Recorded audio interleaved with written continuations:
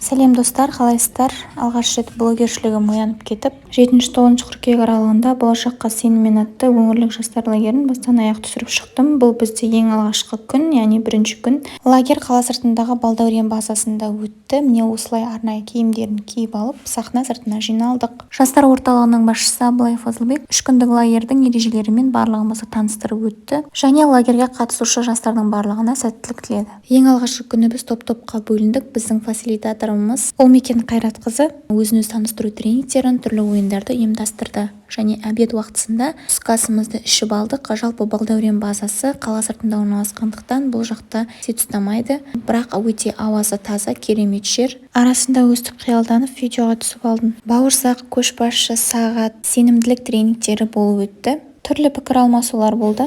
Мында жаман қасиеттерім жазылған. Бай-бай. Сондай-ақ ең қызықты тренинг «Мен саған сенемін» атты тренинг болды. Бір-біріміздің көзімізді байлап, әрқайсымызға деген сенімділігімізді байқадық. Тренингтер аяқталған соң кешке волейбол жарысы болды. Волейбол жарысында да біз топқа бөліндік. Өзіміздің тобымыз Сабзиро деп аталды.